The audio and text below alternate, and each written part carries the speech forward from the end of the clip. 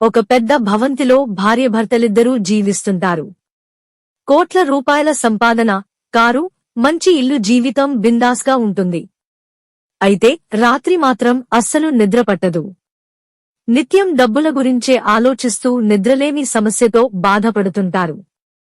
అప్పు ఇచ్చినవారు ఇస్తారా లేదా అన్న భయం, పెట్టిన పెట్టుబడికి లాభాలు వస్తాయా లేదా అన్న టెన్షన్, ఇవన్నింటితో వారికి రాత్రంతా నిద్రనే ఉండదు.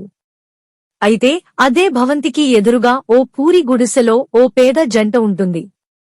ప్రతిరోజూ కూలీ పని చేసుకునే వారు చెరో రూపాయి సంపాదించుకుంటారు. ఎంచక్క రూపాయితో బియ్యం, రూపాయితో కూరగాయలు తెచ్చుకుని తింటారు. రాత్రి బిందాస్గా ఎలాంటి టెన్షన్లో లేకుండా పడుకుంటారు.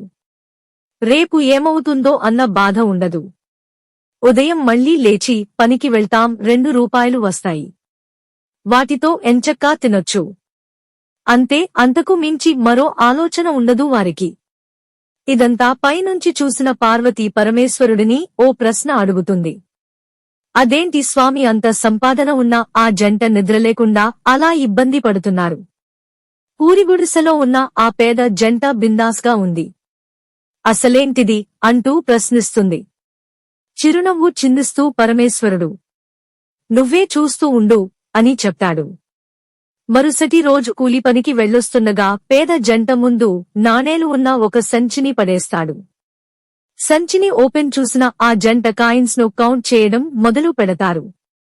అవి మొత్తం రూపాయలు 99 రూపాయలు ఉంటాయి. దీంతో వారిలో ఒక్కసారిగా ఆశ పుట్టుకొస్తుంది. రూపాయలు 99కి ఒక్క రూపాయి కలిపితే రూపాయలు 100 అవుతుంది కదా అని సంపాదించిన 2 రూపాయల్లో 1 రూపాయిని ఆ సంచిలో వేసి మూటకట్టి సజ్జపై పెట్టేస్తారు. మిగిలిన 1 రూపాయితోనే తక్కువ మొత్తంలో బియ్యం, కూరగాయలు కొంటారు. రోజూ తినేదానికంటే తక్కువ మొత్తంలో తినడం, ఆ 100 రూపాయలతో ఏం చేయాలి? వాటిని రూపాయలు 200 ఎలా చేయాలన్న ఆలోచనతో ఆ పేద జంట ఆలోచించడం మొదలు పెడుతుంది. ఓవైపు సగం కడుపు తినడం వల్ల కలుగుతోన్న ఆకలి, మరోవైపు ఆ డబ్బుతో ఏం చేయాలన్న ఆలోచనతో ఆ పేద జంటకు నిద్ర దూరమవుతుంది. ఎదురుగా బిల్డింగ్లో ఉన్న జంటలాగే వీరి జీవితం కూడా మారుతుంది. అప్పుడు పార్వతీకి అసలు విషయం అర్థమవుతుంది. ఈ చిన్న కథ ఎంతో నీతిని బోధిస్తోంది. సంపద ఎక్కువైతే సంతోషం దూరమవుతుంది అని ఈ కథ చెప్పకనే చెబుతోంది. అయితే మనిషి బతకడానికి డబ్బు కావాలి కదా అనే ప్రశ్న రావడం సర్వసాధారణం.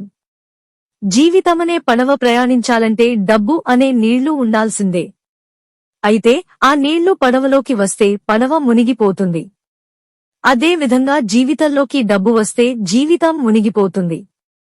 అందుకే డబ్బు మన అవసరాలను తీర్చాలి తప్ప మన జీవితాన్ని శాసించకూడదు. ఈ చిన్న విషయాన్ని అర్థం చేసుకుంటే అంతా సంతోషమే.